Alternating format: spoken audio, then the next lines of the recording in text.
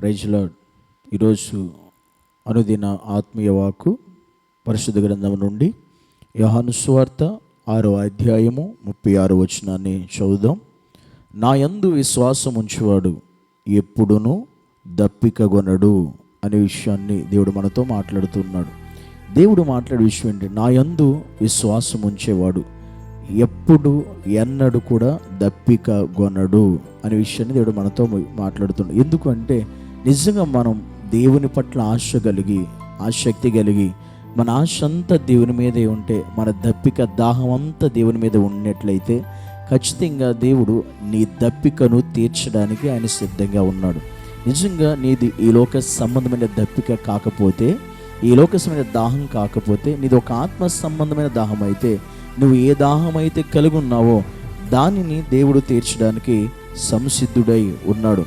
ఎందుకంటే నువ్వు ఏ విషయంలో అలాంటి దాహం కలిగి ఉన్నావో ఆ విషయాన్ని దేవుడు చూచి ఈ లోక సంబంధమైన దప్పిక నుండి దేవుడు నిన్ను విడిపించి, ఈ లోక సంబంధమైనటువంటి దాహం నుండి దేవుడు నిన్ను తొలగించి ఆత్మ సంబంధమైనటువంటి దప్పికను దేవుడు నీకు తీర్చడానికి ఆయన ఎప్పుడు కూడా సిద్ధంగా ఉన్నాడు.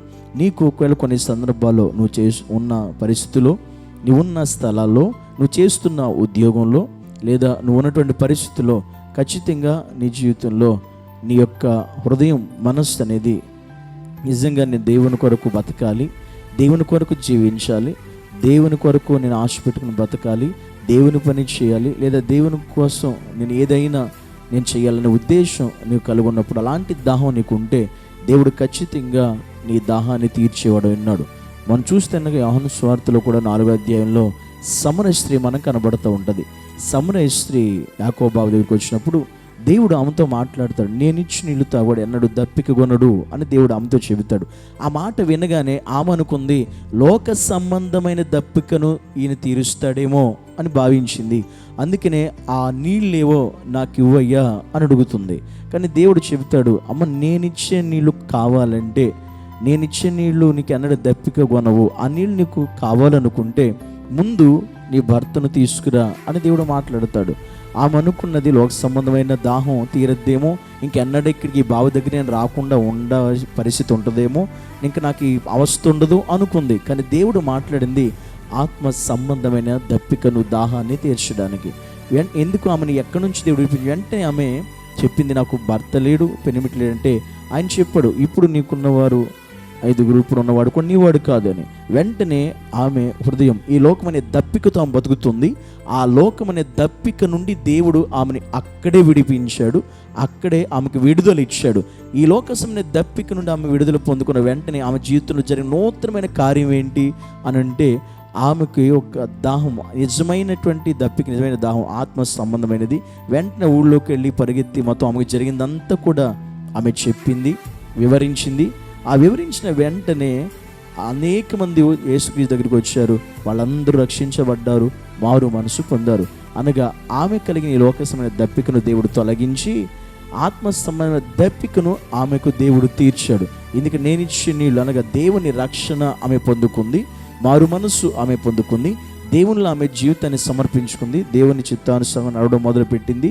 అలాంటి ఆమె జీవితాన్ని దేవుడు సంపూర్ణంగా, పరిపూర్ణంగా ఆమె దప్పికను దేవుడు తీర్చేట్లుగా మనం చూస్తాం. ఈరోజు చాలామందికి ఉండొచ్చు, నాకు ఈ ఆశ ఉంది, నాకు ఈ కోరిక ఉంది, నాకు ఈ దప్పిక ఉంది, దేవుని కొరకు ఇలా ఉండాలని కానీ, ఇలా నేను జీవించాలని కానీ, ఇలా చెయ్యాలి, దేవుని కొరకు ఇలా బ్రతకాలి అనే ఉద్దేశం నీకుంటే దేవుడు నీతోనే మాట్లాడుతున్నాడు సూటిగా.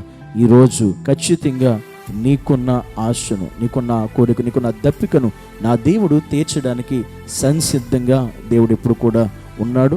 కనుక నీలో ఏ దాహం అవుతుందో దాన్ని దేవుని దగ్గర పెట్టు. నువ్వు ఉంచవలసింది కేవలం విశ్వాసం. దేవుడు చెబుతున్నాడు, నా యందు విశ్వాసం ఉంచేవాడు ఎన్నడూ ఎప్పుడు దప్పికగొనడు. నీవు దేవుని మీద ఉంచవలసింది విశ్వాసం. ఆ విశ్వాసం దేవుని మీద నీకు బలంగా ఉంటే నువ్వు నమ్మాలి. ఇప్పుడు దేవుడు నీతో ప్రతిరోజు వాగ్దానం ద్వారా మాట్లాడుతున్నాడు.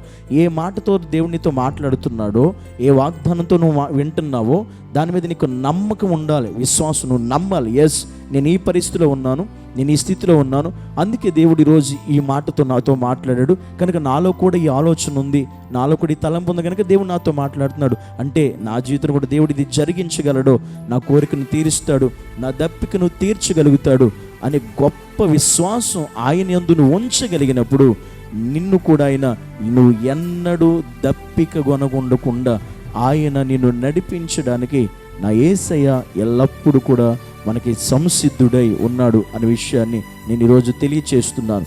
నీకు కూడా ఆత్మ దాహం ఉందా? ఆత్మ సంబంధ దప్పిక నీలో ఉందా? అయితే దేవుని యందు విశ్వాసం ఉంచు, ఆ నమ్మిక ఉంచు. ఖచ్చితంగా నీ దాహమును దేవుడు తీర్చడానికి ఆయన సిద్ధంగా ఉన్నాడు. నిజంగా అంత విశ్వాసం దేవుని మీద నీకుంటే నిజంగా ఈరోజు నాతో పాటుగా దేవుని సన్నిధానంలో ఉదయకాల సమయంలో నాతో పాటు ఏకీవించి మనం ప్రార్థన చేద్దాం. దేవుని సన్నిధానంలో ప్రభువా, నాకున్న దప్పిక నీ కొరకు బతకాలని, నీ కొరకు జీవించాలని అనే ఆలోచన నీకుంటే నాతో కలిసి ప్రార్థన చేద్దాం. అందరూ కూడా కళ్ళు మూసుకుందాం, మోకరిద్దాం, ప్రార్థన చేద్దాం. పరిశుద్ధుడైన దేవా, నీకు వందనాలు. ఈరోజునైనా నీ వాకి నా యందు విశ్వాసం ఉంచేవాడు ఎన్నడూ ఎప్పుడు దప్పిక కొనడు అని. నిజమే ప్రభు, నాకంటూ ఎన్నో ఆశలు, ఎన్నో కోరికలు, ఎన్నో ఉద్దేశాలు, ఎన్నో తలంపులు మాలో ఉన్నాయి. కానీ అవి ఎలా నెరవేర్చబడతాయి? నీ వాక్యం చెబుతాను, నా యందు విశ్వాసం ఉంచితే కనుక ప్రభు, ఒకవేళ నేను అవి నెరవేర్చబడడానికి నీ మీద సరిగ్గా విశ్వాసం ఉంచలేకపోతున్నానేమో అని నువ్వు అనుకుంటే ఖచ్చితంగా ఈ ప్రార్థనలు ప్రభువా నాకు ఆ విశ్వాసం దయచేయి, ఆ విశ్వాసాలు కలిగించు అని నువ్వు ప్రార్థించకండి. నా దేవుడు ఖచ్చితంగా సహాయం చేస్తాడు. తండ్రి, ఎవరైతే ఈరోజు ఈ రీతిగా ప్రార్థన చేస్తున్నారో తండ్రి, ఎవరైతే నీ పట్ల ఆత్మీయ దాహం కలిగి ఉన్నారో అలాంటి ప్రతి ఒక్క బిడ్డ యొక్క దాహమును మీరు తీర్చమని ప్రార్థన చేస్తున్నాను. ప్రభువా, ఈ లోక సంబంధ దాహముల నుండి, ఈ లోక అనేక మంది లోకం అనే దాహం, పాపం అనే దాహం, ఈ లోకం వ్యసనములు అనే దాహం, ఈ లోకంలో ప్రభు చెడు అలవాట్లనే దాహం నుండి విడిపించి ఆత్మ సంబంధమైనటువంటి దాహము కలిగిన బిడ్డలుగా తండ్రి నీ బిడ్డలందరినీ కూడా సిద్ధపరిచి ఈరోజు నాతో పాటు ప్రార్థనలు ఏకీభవిస్తున్న ప్రతి బిడ్డను కూడా ఉదయకాల సమయంలో దీవించి ఆశీర్వదించి నీ కృపచేత నింపమని యేసు నామమును బట్టి ప్రార్థించి అడిగి వేడుకుంటున్నాము పరమ తండ్రి, ఆమేన్.